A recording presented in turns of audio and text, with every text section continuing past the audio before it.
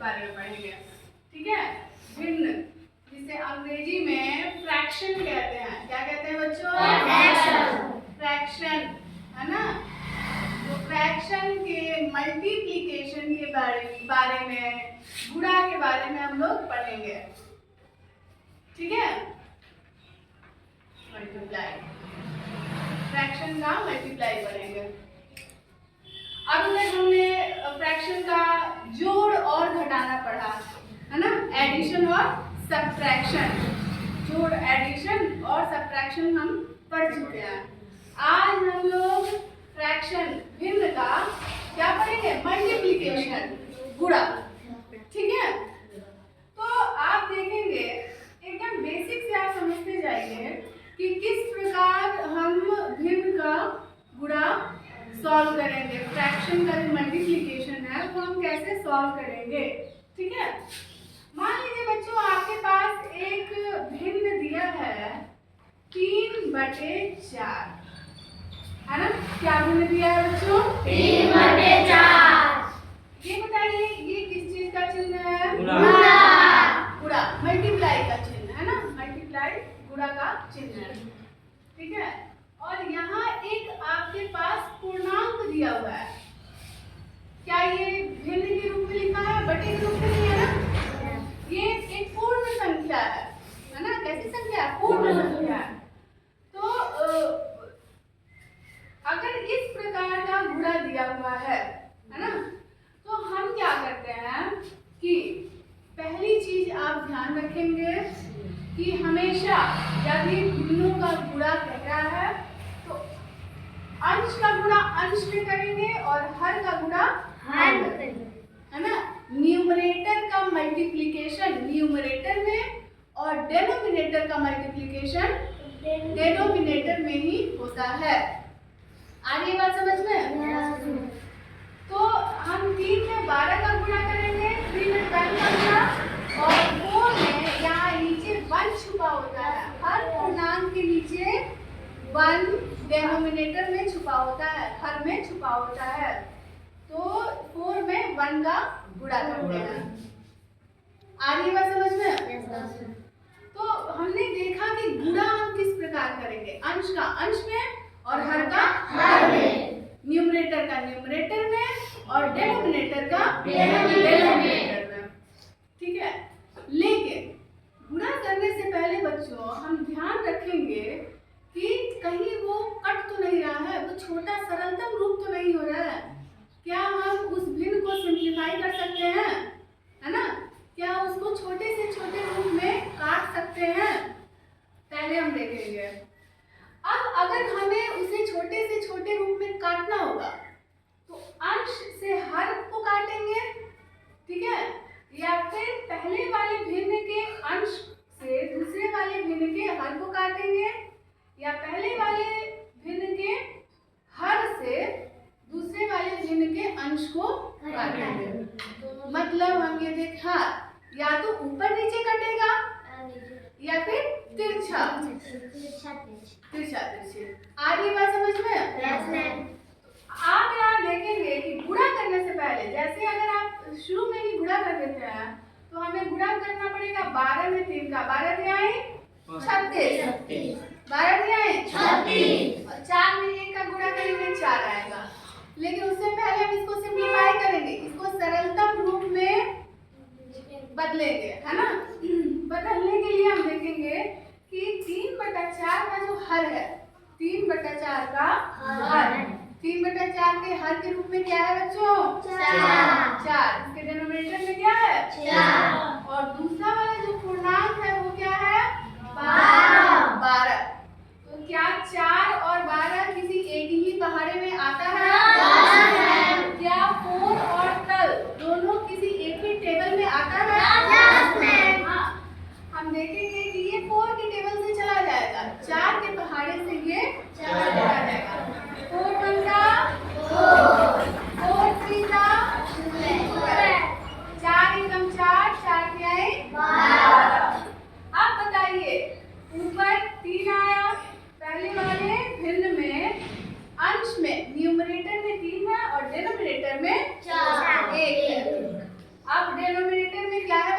एक।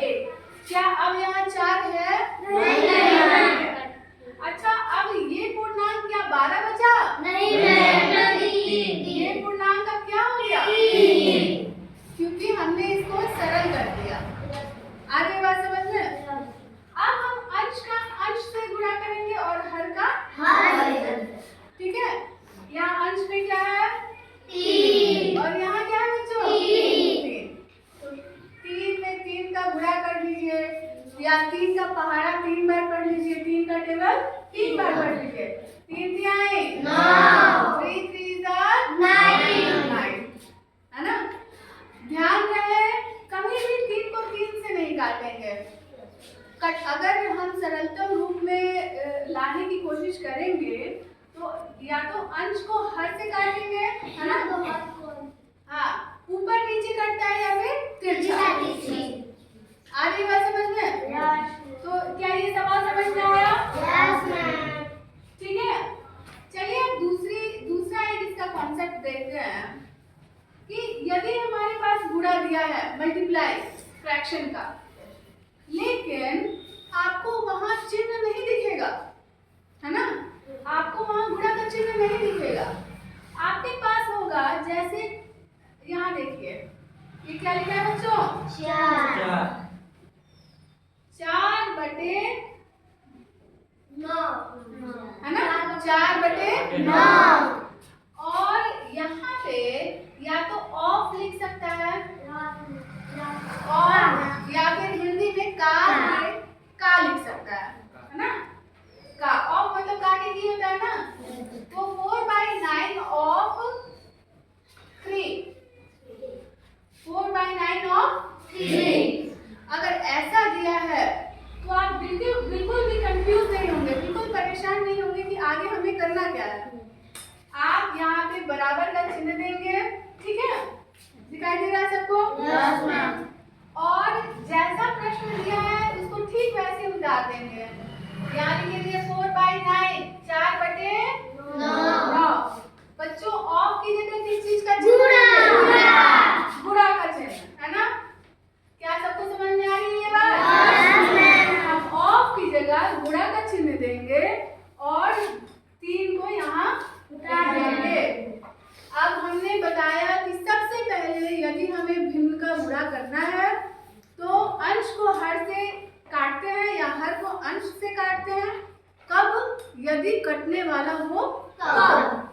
या फिर तिरछा तिरछी भी देखते हैं कि क्या कोई अंश जो है दूसरे के हर से कट पा रहा है कि नहीं। तो आप यहाँ पाएंगे कि 3 और 9 एक ही पहाड़े में, एक ही टेबल में आता है ना? तो यहाँ 3 एकम 3 हो जाएगा बच्चों, और यहाँ क्या हो जाएगा? 3 1 are 3, 3 are 9 हो गया। अब बताइए यहाँ भिन्न क्या हो गया? भिन्न 3 हो गया। 4/3, 4/3, है ना? बीच में गुणा का चिन्ह है और यहाँ पूर्ण संख्या क्या हो गई? क्या यहाँ पूर्ण संख्या 3 बची? अब हम अंश का अंश में गुणा करेंगे और हर में गुणा करेंगे। अंश का अंश में जब गुणा करेंगे तो 4 में 1 का गुणा करने में क्या जाएगा? 4। और हर में हर का गुणा करेंगे, 3 में यहाँ 1 छिपा हुआ है, तो 3 में 1 का गुणा करेंगे तो क्या आएगा? 3। हमारा आंसर आ गया 4/3। ठीक है? क्या आपको ये गुणा समझ में आया? है ना?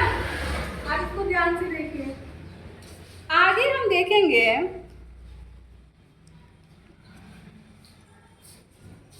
कितना समझ में आया सबको?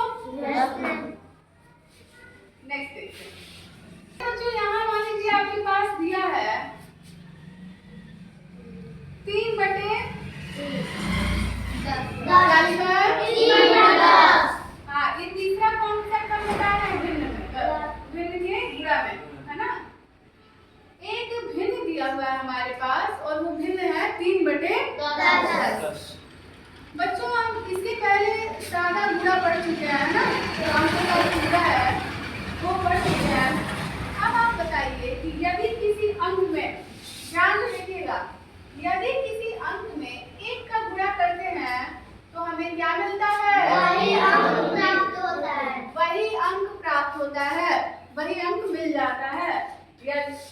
अगर किसी नंबर में 1 का गुणा करते हैं, किसी नंबर को 1 से मल्टीप्लाई करते हैं, तो हमें वही नंबर मिल जाता है।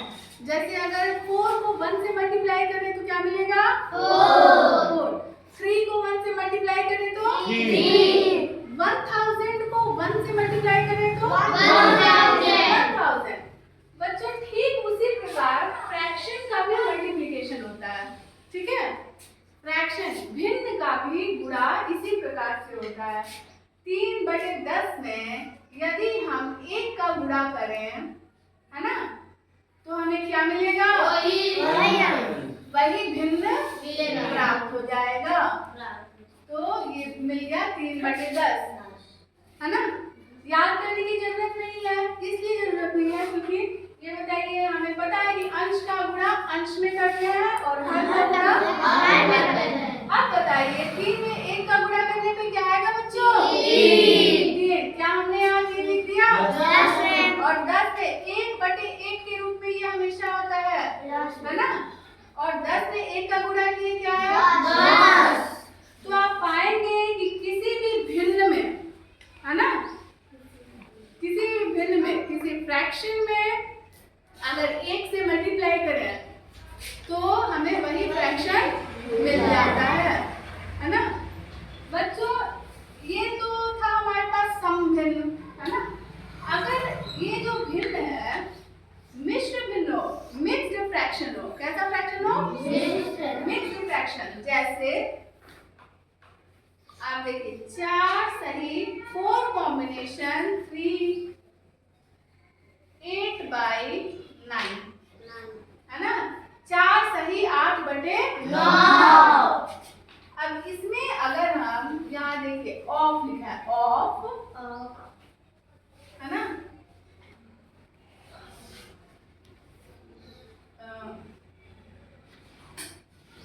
वन, ठीक है?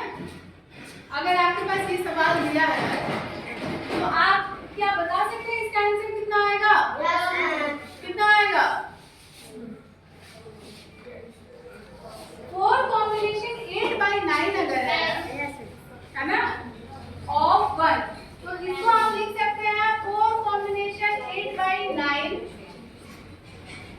है ना? क्या लिख सकते हैं? 4 कॉम्बिनेशन 8/9। 4 सही 8/9। ऑफ की जगह क्या लिखेंगे? गुणा का चिन्ह दे देंगे और क्या बचा? 1। अब आप बताइए क्या इसको सॉल्व करने की जरूरत थी?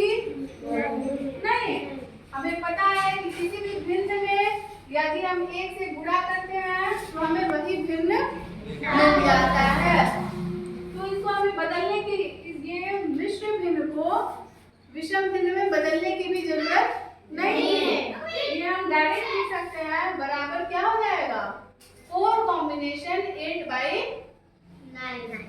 क्या बात समझ में आ रही है?